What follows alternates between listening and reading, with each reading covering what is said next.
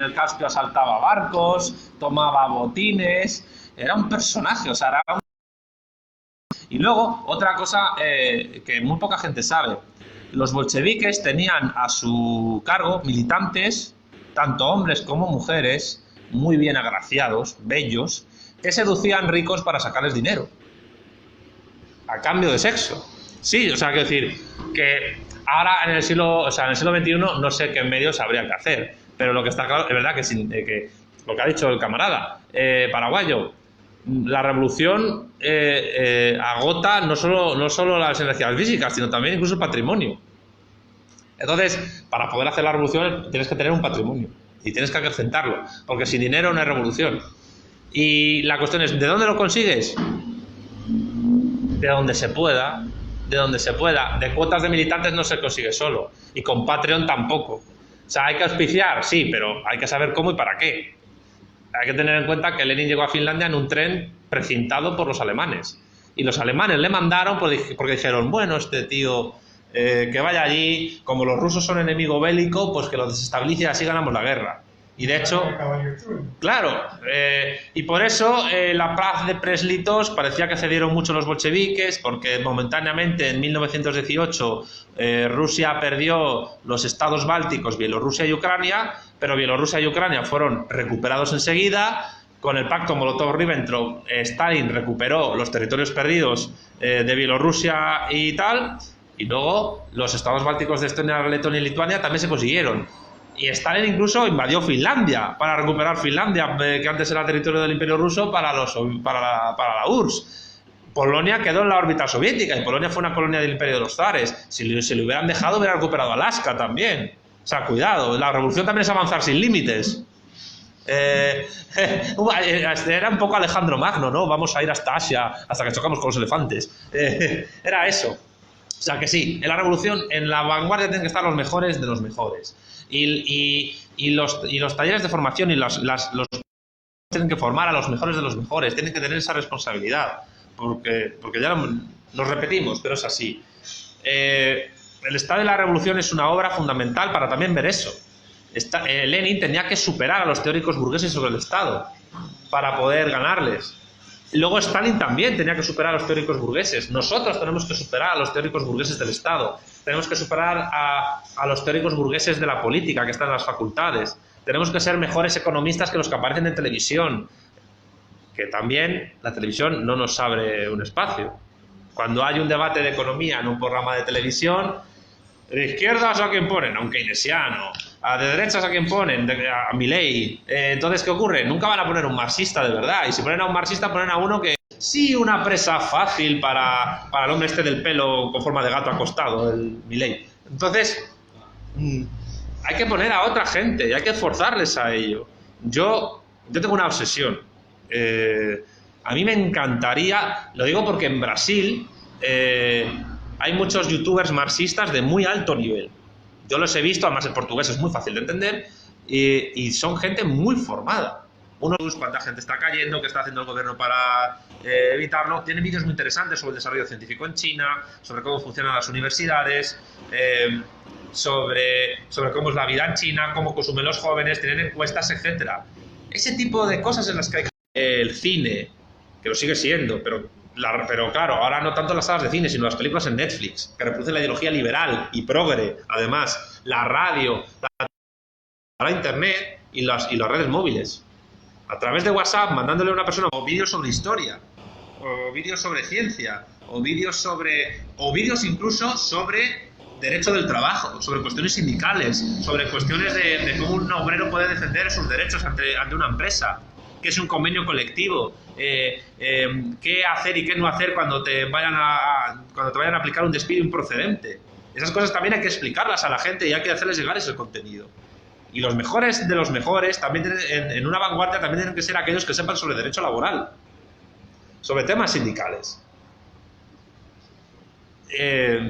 Porque ya eso se hizo en el pasado, con otras tecnologías, con otro desarrollo científico, con otros medios de comunicación. Ahora hay que adaptarse a la nueva realidad, y se puede hacer, y se puede hacer. Y es más, ahí gente de todas las edades tienen que aprender unos de otros. Porque a lo mejor un señor que sabe hacer una aplicación móvil para un vídeo le puede consultar a usted una cuestión sindical concreta que usted sepa mejor que nadie y se hace un vídeo sobre esa cuestión sindical. Un caso concreto, un convenio colectivo mal estructurado en una fábrica determinada en el Paraguay y se explica para todos los obreros paraguayos y se puede hacer viral perfectamente ese vídeo. No hace falta mucho tiempo y se explica en qué consiste eso y eso sirve para explicar cómo son las leyes laborales en el Paraguay. Y entonces se puede explicar que, como dice el refrán, echa la ley, echa la trampa. ¿Dónde está el truco para que los obreros en Paraguay se vean siempre perjudicados por la aplicación del derecho laboral en el país? Pues es por esto. Y dirá uno, fillo de puta, ahora sí me entiendo. Entonces, pues claro, ahora lo entiende. Dice, ahora entiendo por qué en Paraguay nuestra situación no mejora. Y es por esta ley. Todos contra esta ley. Todos a acabar con esta ley y a cambiarla. Movilización. A través de la información y la formación. Y eso con una vanguardia bien organizada se logra muy bien. Yo creo que he respondido, ¿no? Yo creo que he respondido. Correcto, me parece, va. Claro. Una explicación racional muy detallada de lo que es. Yo estoy estudiando comunicación social. Sí. Y todo este planteo me lo he hecho muchísimas veces en solitario. Claro. Y realmente hay que pelear en la calle. Por supuesto. Cuando uno hace un trabajo práctico, después se disolve. Aislado totalmente. Por ejemplo, un tema que es un mito, me tocó a mí como tema. Sí. Éramos 8 al principio, 4 se fueron de golpe con la excusa de que había que dividir porque el grupo era demasiado grande. Y quedamos 3 de esos 8 y las 2 compañeras que tenía me dicen, vamos a continuar, dice, con el estudio, con el análisis, para hacer un trabajo.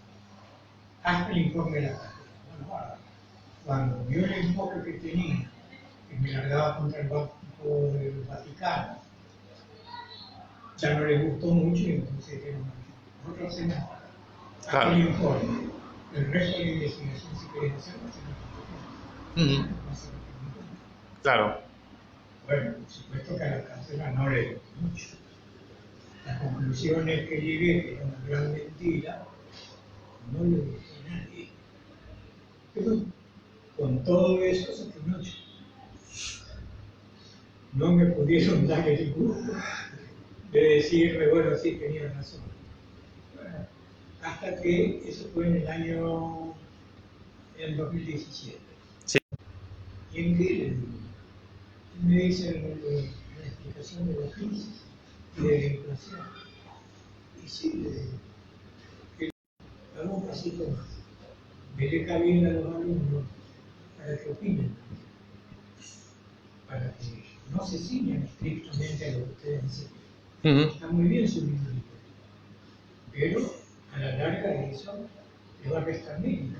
Si usted es un intelectual y es un formador de mentes, haga ciencia, estimule la investigación, aliente a esa gente que no va a encontrar espacio entre los compañeros. Va a tener trabajos individuales. Tengan en cuenta, no se cita la cátedra, que necesariamente quiere ser un trabajo democrático, donde los más inútiles opinan que hay que hacer un estudio superficial y nada más. Claro. Y bueno, en eso estoy queriendo cambiar la universidad, me voy a ir a la UBA. Bueno, la UBA está llena de progres, pero es buena universidad. ¿Eh? Yo estoy en la UBA, yo estoy en la UBA. No, pero por supuesto. Pero yo el trabajo de la UBA Sí, sobre el mismo tema. sí. Y no me conformaba. Tuve que ir a otra universidad también a buscar trabajo.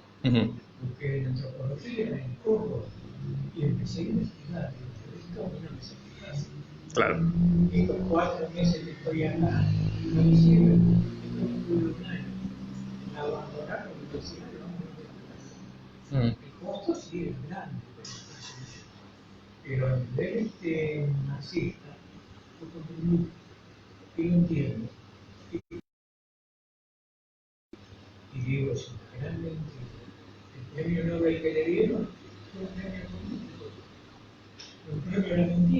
programación lineal, a la producción de mercancías. Pero Hayek, Friedman, sin ser gente muy válida, porque es mestizo, y Henry Kissinger ganó el Premio Nobel de la Paz. O sea, no sé, es el premio más ridículo del mundo. De la paz del vencedor. Claro, es absurdo. Que marca el estado de la revolución. Es una obra fundamental para entender la ideología comunista. Vale. Si queréis, lo que podemos hacer es empezar a leerlo un poco, lo que es la introducción a la obra. El prólogo a la primera edición. Los formatos de los talleres suelen ser lectura más comentario de textos, más conexiones al manifiesto comunista. Lo hicimos con Trabajos de Capital y lo hacemos ahora con el Estado de la Revolución, porque esas son las 3 obras que cuando yo sugería a los talleres empezarlos, me parecían las 3 básicas fundamentales para empezar a formarse en marxismo-leninismo. No tenéis que hacer la suya del imperio de la dinastía Qing. Pues yo ya he explicado que Lenin escribió este libro en la clandestinidad. Y ya habría que tomar el Palacio de Invierno en Petrogrado y ese día cambiaron muchas cosas en el mundo. Y para entender cómo cambiaron esas cosas en el mundo hay que leer el Estado de la Revolución también, porque era la hoja de ruta de Lenin. No se puede... Los revolucionarios son como los navegantes, como los descubridores. Uno no puede emprender un viaje si no tiene un mapa. Uno no puede hacer una revolución si no tiene su cartografía, su mapa particular. Otra cuestión, y le pasa tanto al revolucionario como al navegante, es que ese mapa, una vez que has descubierto las tierras, tienes que cambiarlo, porque descubrirás tierras que cambian el mapa y los accidentes no serán los mismos a los que previamente tienes. Entonces el mapa es nuevo, no invalida el anterior, simplemente lo amplía y lo mejora. ¿Por qué quieres ir a Claro, evidentemente, o sea, puede pasar? Por eso Colón se volvió loco, porque decía, esto es, ¿dónde está Japón? ¿Dónde está China? No la encuentro. No, empezó a haber un montón de gente desnuda bella y un montón de selvas, y digo, esto es el paraíso, se pensaba que estaba en el paraíso. Se murió sin saber que había descubierto un continente. Y hasta que no llega Américo Vespuccio y dice, esto es un nuevo continente, no se llama eso América. Se da el nombre a él porque el descubridor es Américo, justamente. Para todo descubrimiento científico se tienen que dar 2 contextos, el contexto de descubrimiento y el contexto de justificación. El contexto de descubrimiento es el acto del descubrimiento, pero es que el contexto de justificación es muy importante porque hay que justificar lo que se ha descubierto como algo nuevo, si no, no tiene sentido hablar de descubrimiento. Cuando Pizarro descubre el Pacífico al cruzar el Istmo de Panamá, porque los indios le habían dicho hay un mar allí, ya se cerró la cuestión de que era un nuevo continente también. Y luego cuando Magallanes y Elcano empezaron a recorrer la costa de Sudamérica, llegando al Río de Janeiro, luego al Río de la Plata, que empezaron a subir, dice, bueno, esto no... Que el otro día estuve en Rosario, por cierto, me volví loco, porque me explicaron que claro, las carabelas partían del Río de la Plata, llegaban hasta Santa Cruz en Bolivia. Y yo me imagino a unos señores que llegaban de Extremadura o de Castilla en el siglo XVI en una carabela, diciendo, madre mía, es que esto, ¿cuándo acaba? Esto es un río que parece un océano, si hay 65 kilómetros entre costa y costa del río Paraná, es una barbaridad. Claro, es que para que os hagáis una idea, 65 kilómetros entre costa y costa del río es la misma distancia que entre Salamanca y Zamora, que son 2 ciudades de Castilla. O sea, en España ni de coña hay ríos así, es que creo que el Paraná es el segundo río más caudaloso del mundo después del Amazonas. Pues llegan al estrecho que luego se llamó de Magallanes, cruzan y descubren un paso. Y llegan allí al Pacífico, que el Pacífico Sur, que es la zona más vasta del planeta, sin tierra firme descubierta, o sea, sin tierra firme, y empiezan a llegar hasta llegar a las Molucas y a Filipinas. Y ya dicen, pollo, por fin hemos llegado a Asia. A Magallanes empieza a dar volteos raros, otros se vuelven y le matan en Mactán los indígenas filipinos, y al Cano se le ocurre, pues vamos a dar la vuelta al mundo. Dice, sí, pero esta zona es portuguesa y nos van a detener. Bueno, pues vamos a bordear el Índico, bordeamos el Cabo de Buena Esperanza, en un momento dado nos recogen, los portugueses nos apresan unos cuantos en Cabo Verde, llegamos a las Azores y otra vez a Sanlúcar de Barrameda, a Sevilla. Y se demuestra, y ese es el contexto de justificación de que la Tierra es esférica. Tuvieron que pasar siglos para demostrar que Eratóstenes tenía razón y que la Tierra era esférica y no plana. Y ya se sabía que la Tierra no era plana, pero había que demostrarlo y se demostró efectivamente ahí. Entonces, ¿Qué ocurre? Que los mapas tuvieron que modificarse. Todos los mapas anteriores del pasado eran válidos para la tecnología que se tenía en ese momento, para las técnicas de navegación que había. Lo mismo pasa con los textos revolucionarios. Son válidos, totalmente válidos, y sirven para la actualidad. Pero la revolución obliga a modificar la cartografía. Sin la validez del mapa previo. Es decir, hace 3000 años el mundo se pensaba que era Europa, Asia y África. Eso, luego se descubrió que existía América, la Antártida, Australia, etcétera. ¿El descubrimiento de esos continentes invalida los mapas de hace 5000 años? No los invalida, simplemente amplía el mundo.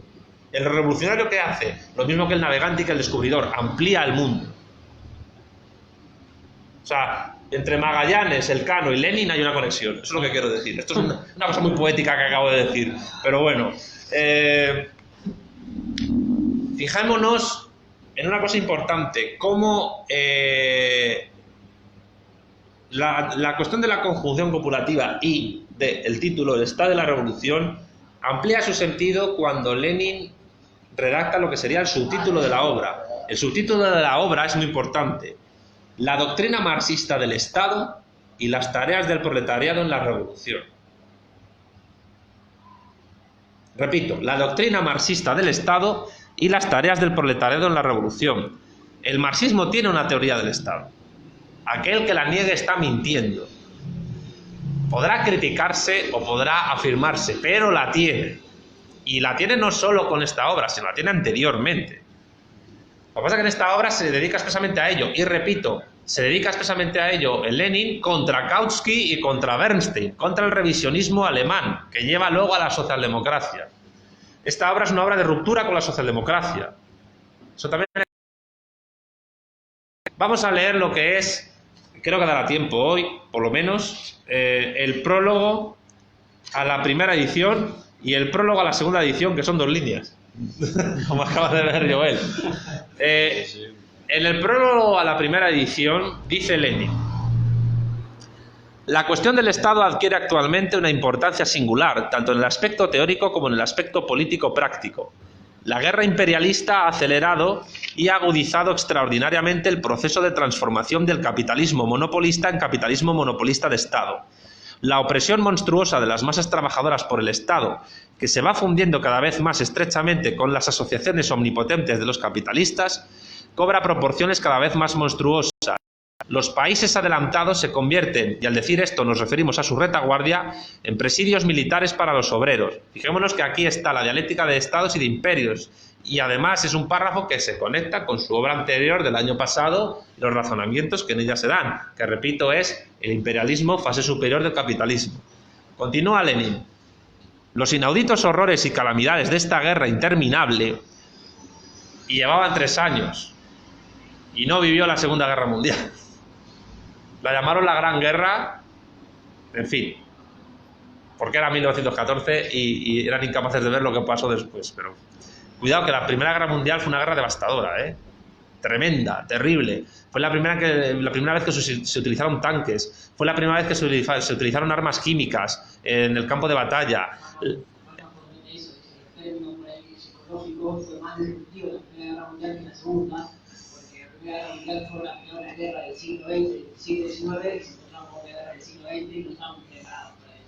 Yo no sé si calificarla como una guerra del siglo XIX, porque las técnicas bélicas que existían...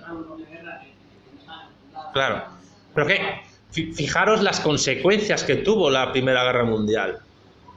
Evidentemente, en lo que estamos hablando ahora, la Revolución Rusa, el primer Estado socialista de la historia, si obviamos la Comuna de París, socialista en el sentido, y el primer Estado marxista. Cae el Imperio Austrohúngaro, cae el Imperio Otomano, surge Checoslovaquia, surge Yugoslavia, el Imperio Británico alcanza su mayor punto de extensión al arrebatar Tanzania a los alemanes y conectar el Cairo con Ciudad del Cabo de manera ininterrumpida por toda África. Momento espectacular de la historia. Se produce la independencia de Irlanda. O sea, que también coincide que le duró muy poco la gran extensión al Imperio Británico. Consiguen dominar la mitad de África y pierden su colonia europea más importante, que es Irlanda. Surge el fascismo en Italia y posteriormente el nazismo en Alemania. Y luego hay un cambio cultural tremendo, arquitectónico, el cine se sonoriza, el art déco se genera a nivel artístico, hay un cambio tecnológico tremendo, el teléfono se universaliza. La Primera Guerra Mundial tuvo unas consecuencias para la historia impresionantes. Al caer cae el Imperio Otomano. Al caer el Imperio Otomano se reorganizan completamente las fronteras de Oriente Medio, hasta el punto polémico y de los conflictos geopolíticos que ocurren ahora. Se establece el acuerdo Sykes-Picot, que permite la partición, después de la colonización, de Siria e Irak. Y además, Palestina surge como unidad política que será la base del posterior Estado de Israel. Surge Arabia Saudita, gracias al Imperio Británico, a Lawrence de Arabia, que se hizo una película... Menudo pedazo de cabrón que era Lawrence de Arabia, que gracias a él surge uno de los estados más nefastos del mundo, que es Arabia Saudita. De hecho, el imperio otomano, antes de caer, era el que controlaba las 3 ciudades sagradas del Islam, que son la Meca, donde está la Kaaba, y el lugar de peregrinación máximo de los musulmanes, Medina, donde está enterrado Mahoma, y Jerusalén, que en ese momento Palestina era parte del Imperio Otomano, y ahí está la cúpula dorada, la mezquita de la cúpula dorada, que ahora está en el Estado de Israel en frontera con Palestina. Pero es que después de la Primera Guerra Mundial, la Meca y Medina forman parte de Arabia Saudí, y Arabia Saudí es un Estado, una monarquía absoluta, cuya ideología es el salafismo y el wahabismo.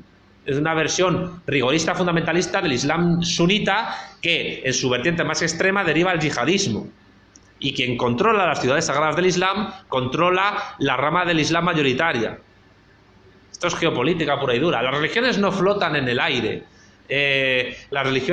Los centros religiosos del mundo, las ciudades donde se ha dado la expansión de cualquier credo religioso, están geopolíticamente localizadas. Y en el caso del Islam, pues hay un cambio sustantivo y continuidades, evidentemente, porque la dialéctica es continuidad más ruptura, entre el momento en que el Imperio Otomano conserva esas ciudades y el momento en que eso pasa a ser parte de Arabia Saudita. Un Estado con un credo distinto al otomano, aparte de que son árabes, no son turcos. Y por si no lo saben, en Oriente Medio, persas, turcos y árabes no se llevan precisamente muy bien. Por motivos que exceden la religión, por motivos que son históricos, de dominación política. Pues bien, todo eso ocurre con el final de la Primera Guerra Mundial. Y seguramente se me estén pasando cosas. Bueno, la independencia de...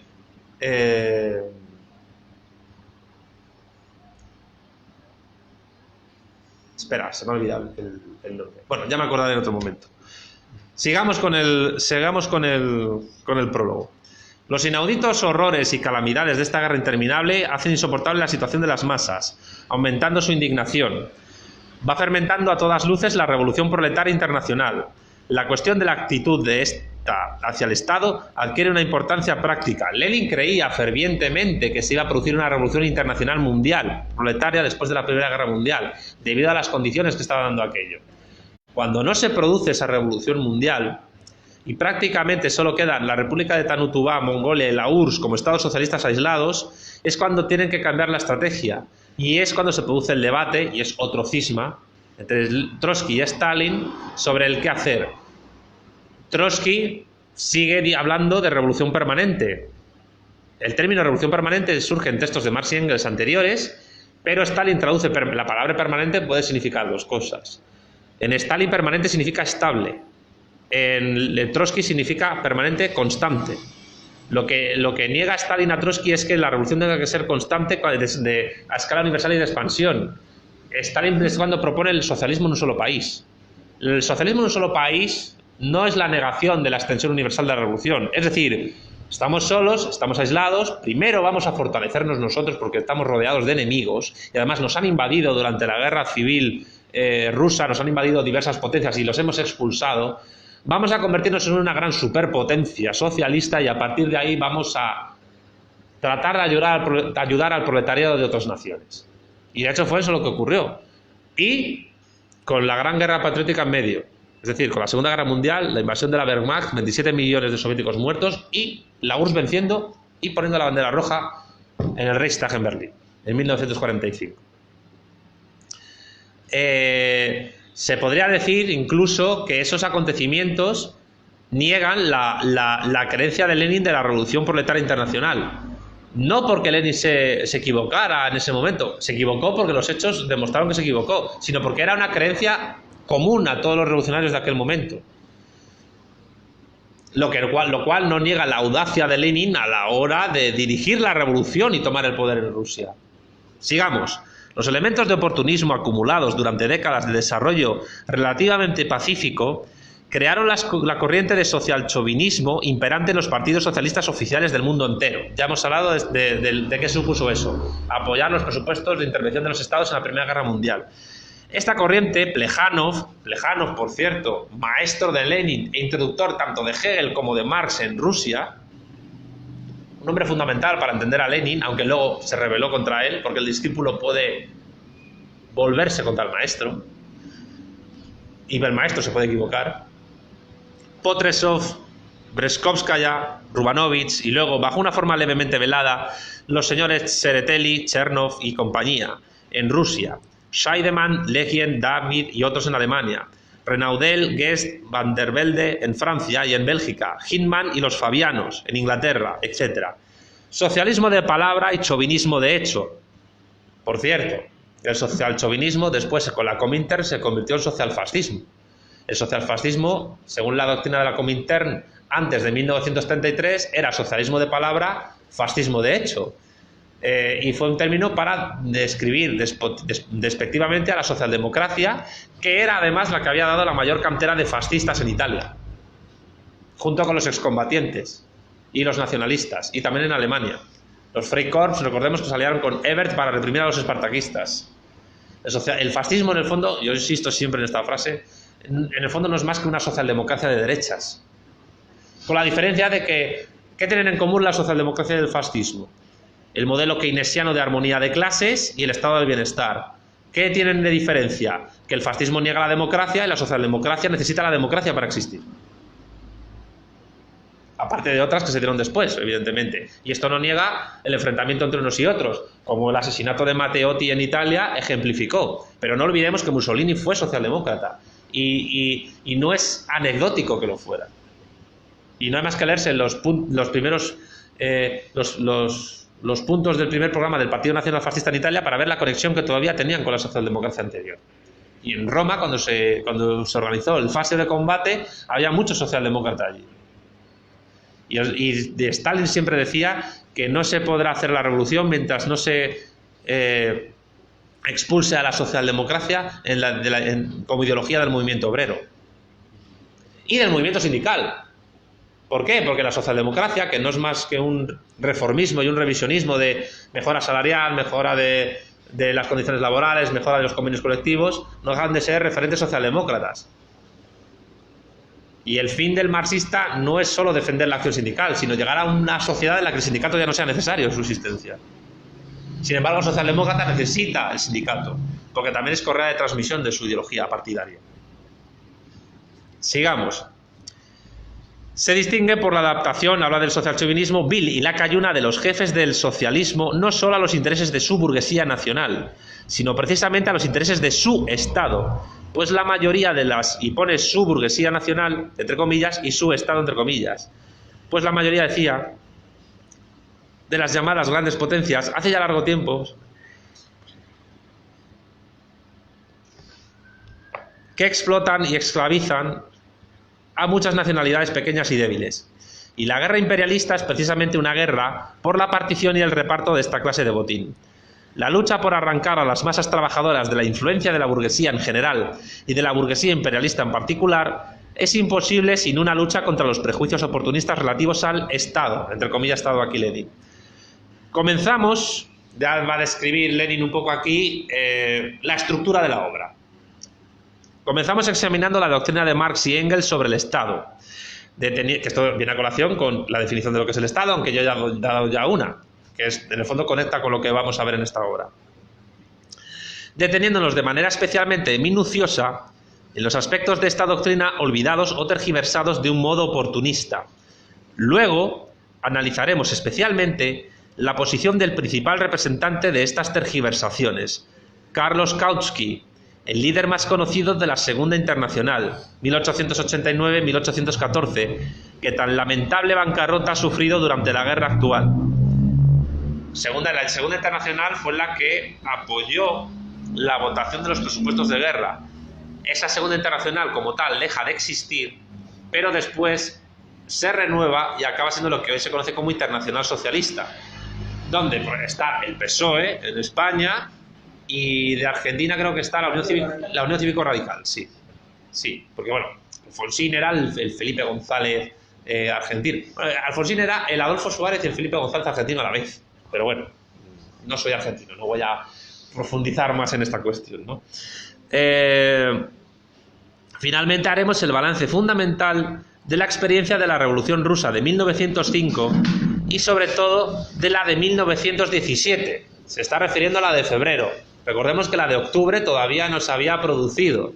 Es un libro que se escribe entre los meses que transcurren de la revolución que derroca a los zares y la que lleva a los bolcheviques al poder en octubre. Esta última, la de febrero del 17, cierra evidentemente los momentos actuales, comienzos de agosto de 1917, vemos de dónde estaba redactando el libro Lenin, dónde y cuándo. La primera fase de su desarrollo. Pero toda esta revolución, en términos generales, solo puede comprenderse como uno de los eslabones de la cadena de las revoluciones proletarias socialistas suscitadas por la guerra imperialista. Insisto, revoluciones que se produjeron. O sea, no se produjo una revolución proletaria universal, pero sí se produjeron revoluciones proletarias, varias. Y no todas cayeron. La rusa no cayó, la de Mongolia no cayó, la República de Rantanutubá tampoco cayó, aunque luego esa república fue anexada por la URSS y ahora es un oblast de la Rusia actual. Se produjo en Hungría, se produjo en Alemania, se produjo en Polonia, esas sí cayeron. Pero también se pusieron las bases para la construcción del Partido Comunista en China y para el comunismo después en Corea, etc. Y surgieron partidos comunistas por toda Europa y por todo el mundo. Con lo cual, no iba a Lenin realmente tan desencaminado con su apreciación de lo que iba a ocurrir. Otra cosa es la caída de los espartaquistas en Alemania, que tuvo sus consecuencias. Por ejemplo, el nazismo surge de la derrota de los espartaquistas. En Italia, incluso antes de 1921, que es cuando el fascismo con la marcha sobre Roma llega al poder, se producen huelgas generales y surge un verdadero peligro revolucionario socialista en Italia, que la socialdemocracia italiana no llega a aprovechar para una dirigencia bolchevique pura. De ahí la escisión que luego lleva a Antonio Gramsci y a otros a fundar el Partido Comunista Italiano, que durante muchos años es el partido comunista más fuerte de toda Europa occidental, aunque no el que tiene, y el cual tiene la figura universal más importante, porque ni el Partido Comunista francés ni el español han dado figuras del peso de Gramsci. Aunque creo que el partido que mejor hizo las cosas en Europa occidental fue el portugués, a mi modo de ver, porque no cayó en el eurocomunismo y de hecho fue fundamental para lo que luego fue la revolución de los claveles, aunque luego fue abortada, porque nunca interesó una península ibérica socialista, y la transición española fue programada para impedir que la revolución de los claveles llegara a España. Y esto, para la gente que quiera profundizar en cosas, os animo a todos, también a los que nos estén viendo, a hacerse con una copia o a leer la Constitución de Portugal, porque todavía en la Constitución de Portugal se hacen menciones a la construcción del socialismo, y eso es por la acción del Partido Comunista Portugués, el cual, por cierto, tiene una figura que ya hubiera querido tener el Partido Comunista de España, que era la de Álvaro Cunhal, comunista portugués, el cual era un maestro de la táctica y un gran teórico. De hecho, sus obras completas están registradas, creo que en 8 tomos gordísimos, que siempre, si uno va a las fiestas del Partido Comunista de España, se venden. Bueno, y si uno va a las fiestas del Partido Comunista de Portugal, que son mucho más espectaculares que las del español, en un país de 10 millones de personas, merece mucho la pena. O sea, ojalá alguno de vosotros tenga la oportunidad de ir a una fiesta del Partido Comunista Portugués, porque es una experiencia sociológica tremendamente enriquecedora e interesante. Sí, más decir algo. El Partido Comunista Portugués tenía en su momento un cuadro político dentro de las Fuerzas Armadas, ¿no? Sí. De la Revolución Rebelde. Sí. Sí. Digamos que tuvo trascendencia en... Es que la reunión de los claveles demuestra, aunque la rusa también, que si tú no tienes a los soldados de tu parte no puedes hacer nada. Y además hay que recordar que los soldados son trabajadores. Evidentemente los soldados y los policías reprimen, pero no porque sean malos, es porque es su derecho. La cuestión de la actitud de la revolución socialista del proletariado ante el Estado adquiere, así, no solo una importancia política práctica, sino la importancia más candente de cómo explicar a las masas qué deberán hacer para liberarse en un porvenir inmediato del yugo del capital. El autor, agosto de 1917. El otro prólogo es muy corto por motivos obvios.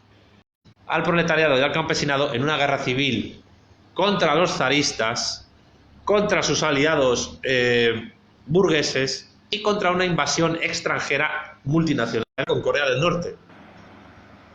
Por cierto, abro un pequeño paréntesis para que veamos lo que son las dimensiones de Rusia como país. Yo siempre digo que la historia de un país se puede explicar por las fronteras que tiene. Y Rusia tiene frontera al mismo tiempo con Noruega, con Polonia y con Corea del Norte. O sea, fijaros lo que es eso. Las dimensiones de la historia de un país así. Es admirable la URSS. Es una historia tremenda, tremenda. Es de los 5 o 6 países que admiro más en el mundo. Pues bien, en Moscú el 17 de diciembre de la segunda no contiene apenas modificaciones. No se ha hecho más que añadir el apartado 3 al capítulo 2.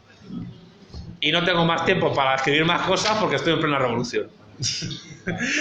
Evidentemente. Sí, bien escueto. Y... ¿qué hora es? 7:20. 7:20. ¿Cómo vamos de tiempo? No, pues ¿cuánto falta? Ah, pues no sé. Yo estoy por poner la miel en los labios y acabar ya. Simplemente anunciando cómo se llama el capítulo 1. El capítulo 1 se llama La sociedad de clases y el Estado. Es decir, Lenin empieza heavy con este libro. Y quiero dejarlo aquí porque creo que he querido dedicar la primera sesión más distendida, más ligera, más de clase de historia y un poco de filosofía de la historia para enmarcar el contexto en el cual él escribe esta obra y por qué. Y voy a acabar con esto. Es una obra que define lo que es el Estado desde la teoría marxista y lo conecta con las tareas del proletariado en la revolución para ver qué hacer con eso que es el Estado. Es decir, es una obra científica. Científica no en el sentido de que sea una obra de un químico, sino que es una obra empírica, de un saber hacer determinado ante una organización social tremenda que es la más importante de la historia, que es el Estado. Fíjate si es importante el Estado en la historia, que sin Estado no hay historia.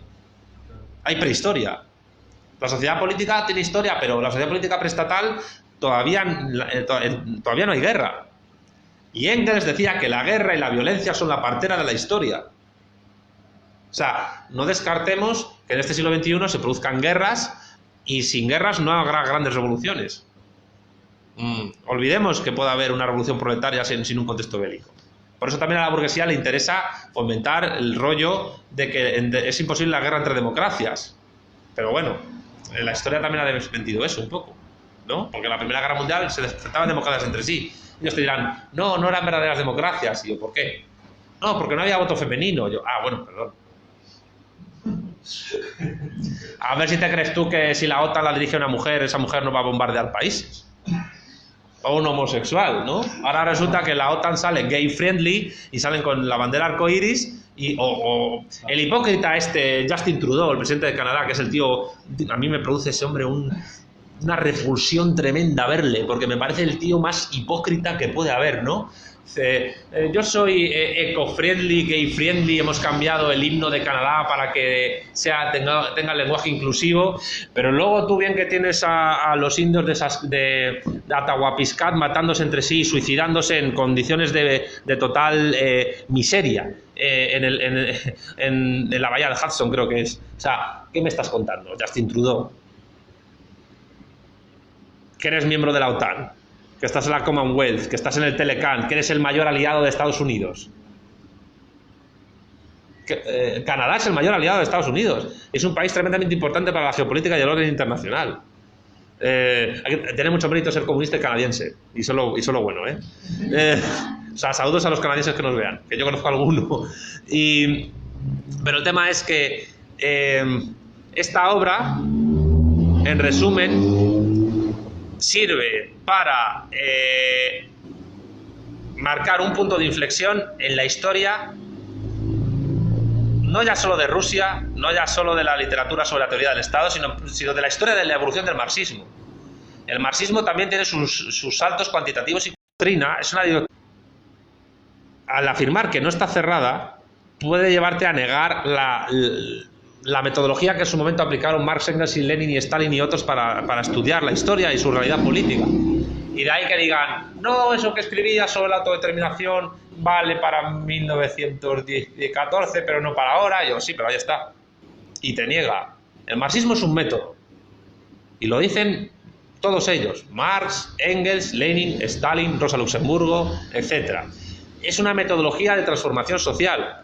¿Pero por qué? Porque toda transformación social se hace desde una metodología. Toda disciplina técnica, tecnológica y científica sigue una metodología. Desde la carpintería hasta el marxismo, pasando por la arquitectura o la biología molecular o la astrofísica o la termodinámica. Todo sigue un método. Y si nosotros no seguimos un método, no podemos construir vanguardia. Y en la vanguardia solo pueden estar los mejores de los mejores. Y los mejores de los mejores se construyen y se forman a través de una metodología. Con el título y con la presentación que he hecho en los dos prólogos de lo que es la obra, repito, su subtítulo, y esto es muy importante, es La doctrina marxista del Estado y las tareas del proletariado en la revolución. Con el nombre del capítulo 1, la sociedad de clases y el Estado, se empieza a sentar las bases de lo que es la metodología de Lenin para analizar precisamente eso. ¿Qué es el Estado? ¿Cuál es nuestra doctrina sobre el Estado? ¿Qué metodología de análisis voy a seguir a lo largo de esta hora para definir qué es el Estado? ¿Para qué sirve? ¿Cómo se organiza? ¿Y en qué sentido esa metodología va a permitir al proletariado destruir el Estado burgués, construir sobre las ruinas del Estado burgués el Estado proletario y desde ahí avanzar hacia el comunismo? Y voy a terminar con una advertencia. Destruir el aparato del Estado burgués no significa vamos a derribar todos los edificios y vamos a convertirlo todo en arena. No, eso no es destruir el Estado burgués. Destruir el Estado burgués implica destruir el aparato burocrático administrativo de dominación económica, militar, policial y política de la burguesía como clase dominante. No derribar edificios, destrozar farolas, quemar contenedores de... Algunas cosas se pueden romper de vez en cuando, pero lo que quiero decir es que no, el comunista no es un nihilista. ¿Vale? Que a veces se confunde y dice, no, vamos a romperlo todo y a matar gente. No. Habrá que matar a los que haya que matar, si hay que matar a alguien. Pero lo ideal es, lo que no valga, acabar con ello. Lo que se pueda transformar, se transforma. Y lo que funcione, mantenerlo. Y claro, tú no vas a derribar, o sea, quiero decir, para tomar el Palacio de Invierno tiene que existir. No lo puedes derribar. Entonces, ¿qué vas a tomar? ¿Escombros? No tiene sentido. Sí. Lo que nos estás diciendo con el título del primer prólogo, del primer capítulo, sí, puede ser que está traduciendo todo lo que desarrolló Marx en la teoría social, más simple, más sintético, lo hizo Lenin. Digamos que Lenin lo que hace es tomar la doctrina previa que han establecido Marx y Engels sobre el Estado, ampliarla, aplicarla al caso ruso y a escala internacional, porque él prevé una revolución proletaria internacional que no se produjo en completitud, pero sí hubo conatos, y que además, por cierto, la revolución espartaquista en Alemania, la húngara y la polaca, aunque fracasaron, dieron tiempo a los rusos bolcheviques para organizarse y que así no entraran las tropas alemanas y polacas, etcétera, antes de tiempo en Rusia y abortaran la revolución. Y la paz de Brest-Litovsk, aunque obligó a perder territorio a Rusia, también dio tiempo a los bolcheviques para organizar el poder. Y además es que luego el territorio se recuperó. Se recuperó en 1918 porque Alemania perdió la Primera Guerra Mundial, y aquí hay que ser justos. La Primera Guerra Mundial se perdió en gran parte por la entrada de Estados Unidos en el conflicto, en 1917, y porque luego Stalin y de hecho ahí está Bielorrusia, ya está Ucrania, ya están los países bálticos conservando su territorio, que recuperaron con el pacto Molotov-Ribbentrop. Pero es importante la pregunta que haces, como siempre, todas las preguntas que haces siempre son las más jodidas, te lo digo siempre, porque esta obra parte de Marx y Engels para atacar a Bernstein y a Kautsky, al que identifica como el gran líder del revisionismo en aquel momento y del apoyo de los presupuestos de guerra en la... Voy a poner un ejemplo sobre el derecho de las naciones a la autodeterminación. Como muchos sabrán, eso es un texto que yo he tratado muy profusamente en un libro mío que se llama El marxismo y la cuestión nacional española, que salió en España en 2017. Y que, por cierto, para que no lo sepa, ya va a estar disponible en librerías en Rosario, en Argentina, con lo cual se puede encargar a precio muy barato ya en el país. Todos los que defienden la balcanización de España y la independencia de Cataluña del País Vasco te empiezan a citar un montón de párrafos de ese libro. De contextualizar. Pero nunca citan el más importante, con referencia a España, que es... dice Lenin, la época de las grandes revoluciones burguesas en Europa Occidental se ha dado entre los años 1789 y 1871, es decir, Revolución Francesa, unificación de Alemania. La construcción nacional burguesa de las naciones de Europa Occidental se ha cerrado. Por tanto, y dice textualmente Lenin, buscar ahora la autodeterminación en Europa Occidental significa no comprender el ABC del marxismo. Entonces, quien busque la independencia de Cataluña desde el marxismo es que es un imbécil, un gilipollas, un pelotudo. O sea, y además, lo grave del asunto es que te dicen, bueno, pero es que Lenin dice ahora, pero es que el ahora de ahora no es el ahora de Lenin. Y yo, mira, eso es negar en la metodología marxista. Es objetivo. ¿Por qué? ¿Por qué? Pues porque Europa Occidental no se ha construido como Europa Oriental.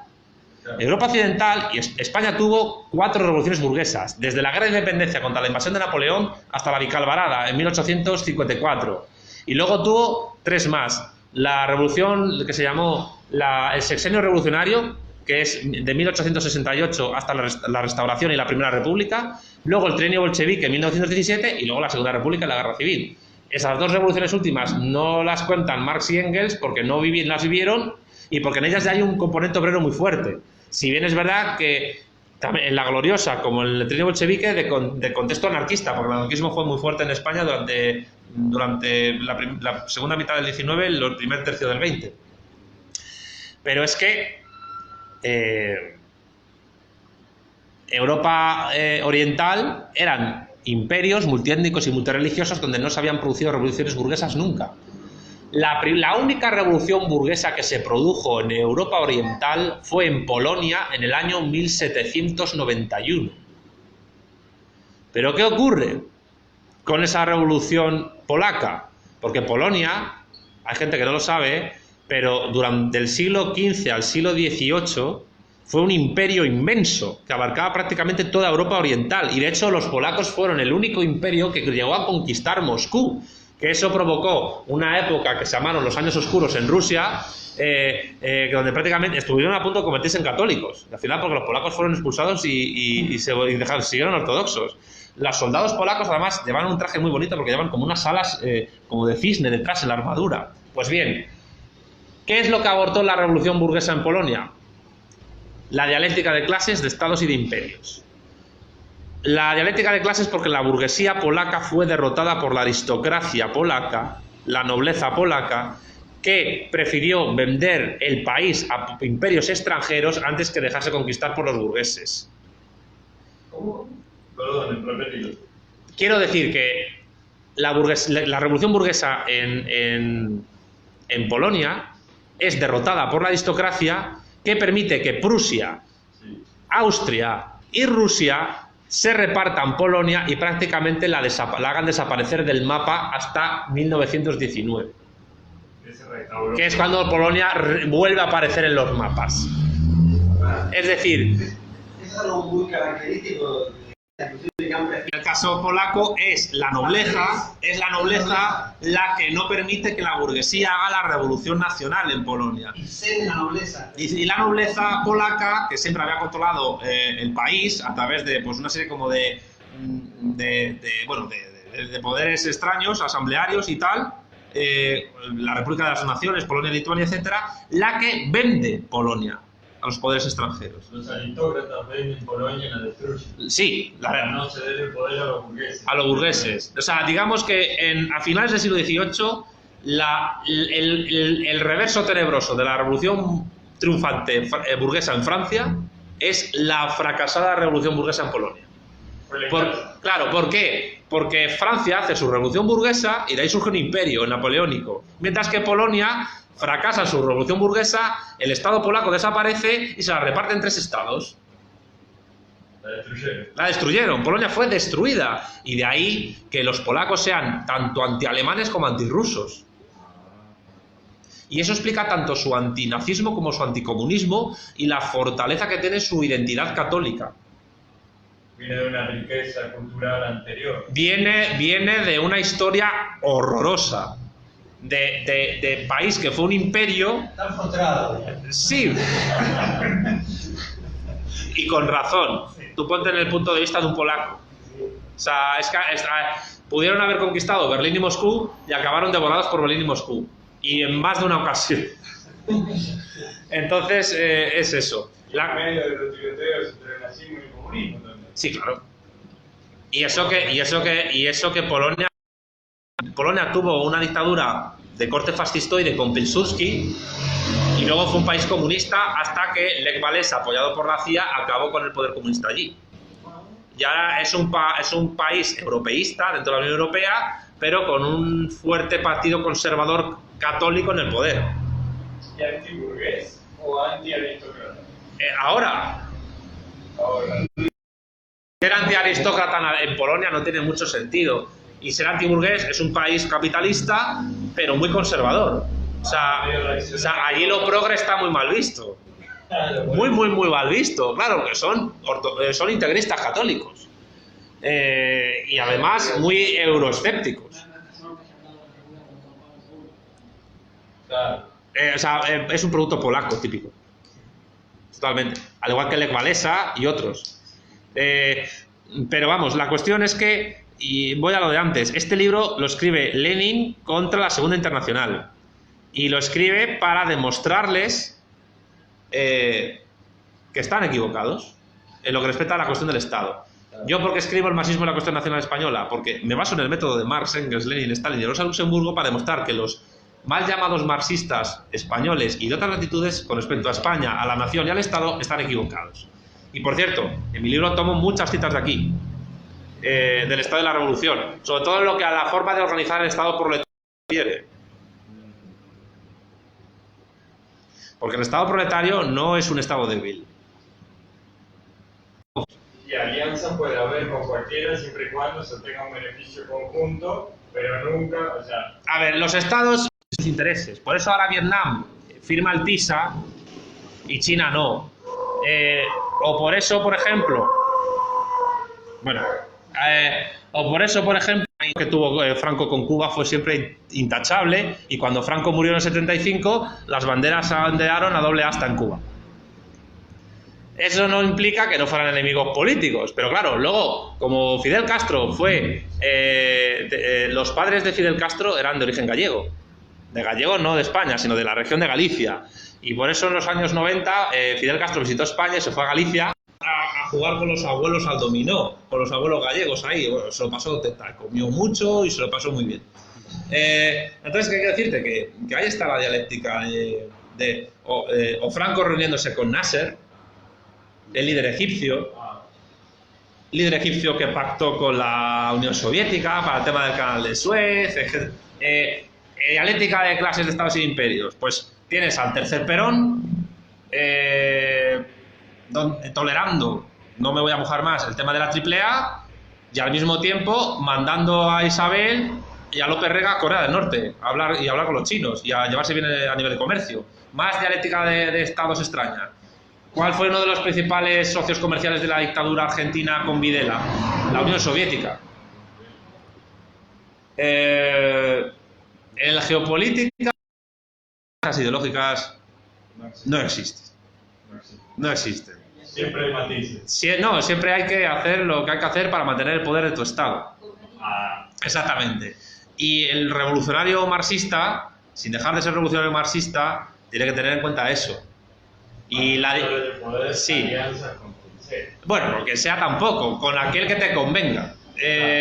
¿Por qué? Porque la dialéctica, como diría aquel, hace extraños compañeros de cama.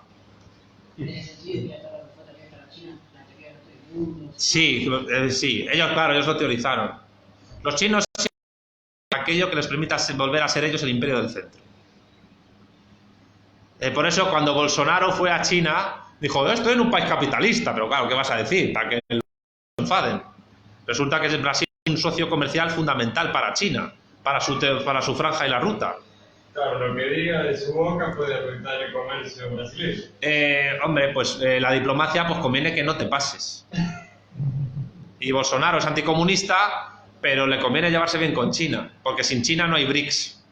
Y a Brasil le interesa que los BRICS funcionen, porque la orientación geopolítica y diplomática de Brasil tiende al lusotropicalismo que heredó del imperio portugués, y enfrente en África tienen Angola, tienen Mozambique, y debajo de Angola y Mozambique está en Sudáfrica, y Sudáfrica están los BRICS. Y además, la India está en los BRICS, y en la India hay ciudades que todavía hablan portugués, que la integración latinoamericana, iberoamericana, como la quieras llamar, le importa 3 cojones. A lo que le interesa es ser un hiperpoder mundial.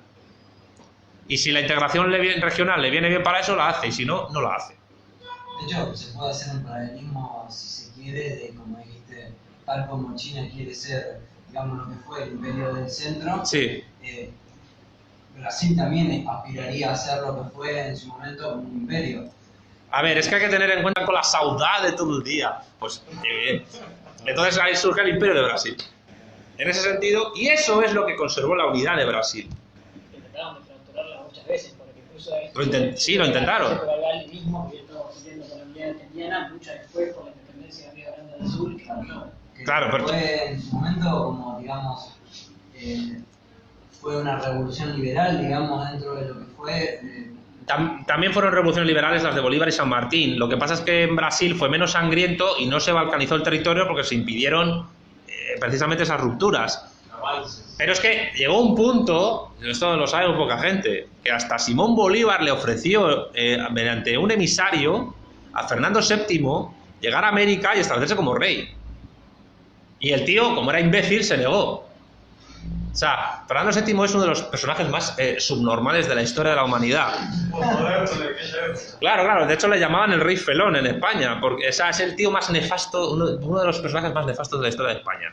Un tío que cuando se disfrazaba, Napoleón, Claro, luego fue listo para conservar el poder, pero, o sea, un tipo lamentable, o sea, un ser depravado, despreciable y además feo de cojones, también hay que decirlo. Fernando VII, un tío feo, repulsivo a la vista, asqueroso, con una cara, vamos, parece que le habían dado una paliza y le habían inyectado colágeno en la nariz o algo.